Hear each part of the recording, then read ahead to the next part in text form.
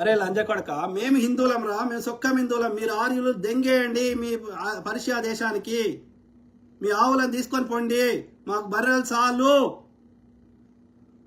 అర్థమైందా? వాడు అవస్థలు ఉంటుంది, అది అవస్థ డిట్టో ఇది జొరాస్ట్రియన్లది సేమ్ సంస్కృతం డిట్టో, ఓల్డ్ పర్షియా సేమ్ సంస్కృతం డిట్టో. వాడు యస్న అంటాడు, వీడు యజ్ఞ అంటాడు, డిట్టో.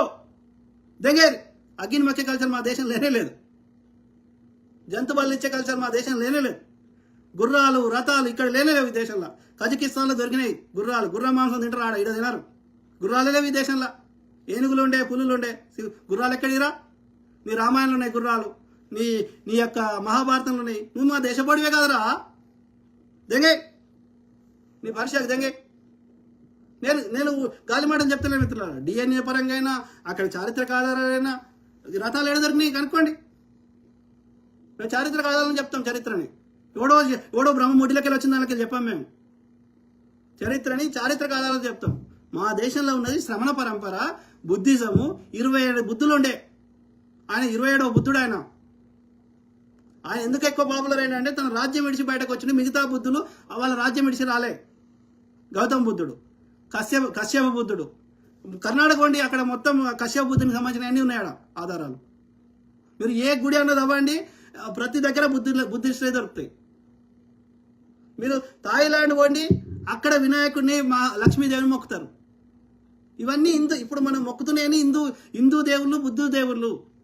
ఇందులో ఆర్యుల చెత్త ఒక 5% యాడ్ చేసారు, యజ్ఞాలు యాగాలు, ఈ బలులు ఇవంతా. మిగతాదంతా హిందూయిజం బుద్ధిజం ఒకటే. కాబట్టి మా హిందూ దేశానికి వెళ్ళి దెంగేయండి. నీ హిందూ శబ్దము నీ రామాయణం చూపెట్టు, నీ మహాభారతంలో చూపెట్టు, నీ వేదాలు చూపెట్టు, నువ్వు ఉపనిషత్తులు చూపెట్టు, నీ ఆర్యుల పుస్తకాల్లో చూపెట్టు. నేను చెవులు ముక్కులు అన్ని కోసుకుంటా. అర్థమైందారా? కాబట్టి తట్టాపుట్ట సర్దుకొని చక్కగా వెళ్ళిపోండి. వాడు వచ్చేటప్పుడు వాళ్ళ ఆడవాళ్ళని తీసుకురాలే. ఓకే, కాబట్టి ఈ ఆడవాళ్ళని కూడా వాడు ఏమన్నాడు, ఇక్కడ ఉన్న వాళ్ళని శూద్రులు అన్నాడు. ఇప్పుడున్న వాళ్ళంతా ఇక ఈ దేశంలో ఉన్న వాళ్ళని రాక్షసులు అన్నాడు. కాబట్టి తట్టాపుట్ట సర్దుకొని తెంగేయండి. గలీజ్ లంచ కొడుకు. ఎవడిరా నువ్వు? నీ ఊరు ఉండదు, పేరు ఉండదు, అడ్డమని అని పెట్టు, తిడుతుంటాం. భాషా కాంగ్రెస్ పార్టీ అంత బలమైనప్పుడు దేశ ప్రజలందరూ కూడా బీజేపీకి సంబంధించినటువంటి నాయకుని ఎన్నుకుంటూ మీ నోట్లలో డాష్ పెడుతున్నారు. ఏడబెట్టిర్రా? అరే లంజ కొడుక, 2014లో మోడీ లంజ కొడుకు యొక్క ప్రధానమంత్రి కావాలంటే అప్పుడు మతం చెప్పలేదు లంజ కొడుకు. ఏమన్నాడు? మేక్ ఇన్ ఇండియా, $1 రూపాయి సమానం చేస్తా, 35 రూపాయలకు పెట్రోల్ ఇస్తా, 100 స్మార్ట్ సిటీలు కట్టేస్తా, digital India, make in India, లౌడల్ ఇండియా, ఇట్లా చెప్పిండు లంజ కొడుకు. 2014 తర్వాత ఎందుకు చెప్తలేడ్రా? ఒక్కొక్క అకౌంట్లో 15 లక్షలు తెచ్చేస్తా. లక్షలు రాలే, పిచ్చోళ్ళు రాలే, వచ్చినాయరా? 1 లక్ష రూపాయలు వేసిండారా వాడు? మళ్ళీ వానికి 50 సూట్ కేసులు నింపి పంపించిండు అని ఒక్కొక్కని గుజరాతీ బనియాలని. నీరవ్ మోడీ అనేటోడు సుష్మితా సేన్ దొరుకుతాడు, కానీ నరేంద్ర మోడీకి దొరకడు. ఎవడు ఆపుతున్నారా? స్విస్ బ్యాంక్లో ఉన్న నల్లధనం తీసుకురాగా కాంగ్రెస్ వాడు ఆపుతుండా? ఆ యొక్క వాడిని కింగ్ ఫిషర్ వాడినో వాడి నీరవ్ మోడీ కానీ తీసుకురాగా ఆపుతుండా? చోస్కినో, మెహుల్ చోస్కినో. ఎమర్జెన్సీ కోసం దాచిపెట్టుకుంటే ఆర్బీఐ దగ్గర ఆ పైసలు తీసుకున్నాడు లంజ కొడుకు. ఆర్బీఐలో ప్రింట్ చేసి ఆ యొక్క ప్రింటింగ్ ప్రెస్లో ప్రింట్ చేసి ఆర్బీఐకి వచ్చే లోపల 80,000 కోట్లు గాయబ్ చేశారు. ఒక నార్త్ ఇండియాలో ఒక గలాస, హాస్టల్లో గలాస కొనాలంటే 3,000 రూపాయలకు ఒక గలాస అంట. ఒక బ్రిడ్జ్, ఒక రోడ్ వేయాలంటే ఒక కిలోమీటర్కి 18 కోట్లు అంట. దెంగి తినుకుంటా మళ్ళీ ఎవరి సొమ్మురైతే హిందువులది. హిందువుల నాశనం చేసుకుంటా హిందువులు మళ్ళీ హిందూ అంటే ఇలా నల్లధనం అన్నావు. ఎందుకు తెచ్చిండు? నోటు బంద్ ఎందుకు తెచ్చిండు? ప్రతిపక్షాల దగ్గర ఉన్న సొమ్ము చెల్లొద్దు, వాని ప్రతిపక్షాలను బలహీనం చేయాలి. ఆ లోపల ఎంతమంది చచ్చిపోయారు? రైతు నల్ల చట్టాలు అదాని అంబానీ కోసం తెచ్చినావు. ఎంతమంది చచ్చిపోయారు చెప్పురా? మోడీ లంచకొడు కట్టిన నీటిపారుదల ప్రాజెక్టు పేరు చెప్పు. మోడీ లంచకొడు కట్టినది ఏమన్నా దేశానికి పనికి వచ్చే చెప్పు. సైన్స్ కాంగ్రెస్ బంద్ చేసినావు, ప్లానింగ్ కమిషన్ బంద్ చేసినావు, ఏం చేసినావురా? ఒక్కటి చెప్పురా. హిందువుల కోసమే, వాళ్ళ వేరే మతాలు వద్దురా లంచకొడుక. హిందువుల కోసం మోడీ లంచకొడుకు హిందువుల బాగు కోసం చేసింది ఒక్కటి చెప్పు. $1 రూపాయి సమానం చేస్తాను, ఇప్పుడు 92 రూపాయలు అయింది. అదే అదేది ప్రశంసా పత్రాల్లో రాడి లంచకొడుకు కానీ ఎప్స్టీన్ పత్రాల్లో వస్తాడు వీడు. ఇన్ని దేశాలు తిరిగినావు, అన్ని అదానికి కాంట్రాక్ట్లు ఇప్పడానికి తిరిగిన లంచకొడుకు.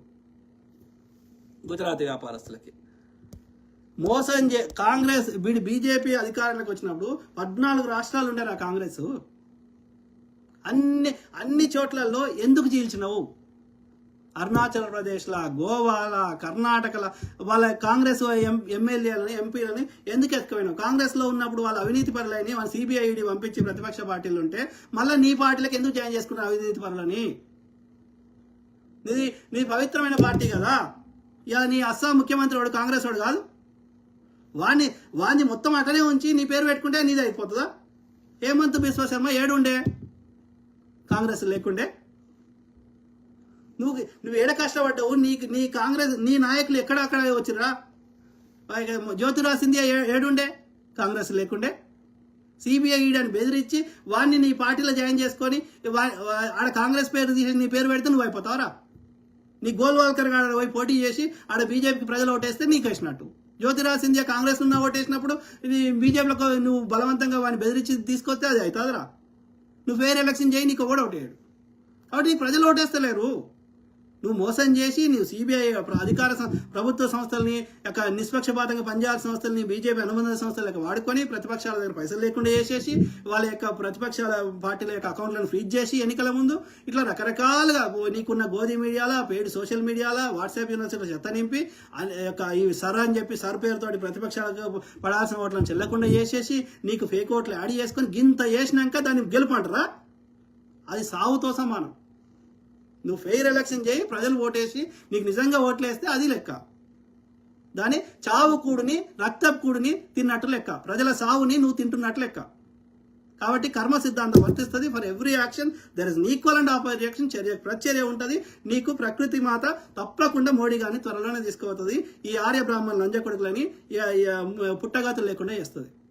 కరోనా వచ్చి ఈ లంజకొడుకుని తీసుకుపోతే పిడబోతుండే, దేశం సుభిక్షంగా ఉంటుండే. అది జరుగుతుంది. ప్రకృతి మాత ఊరుకోదు.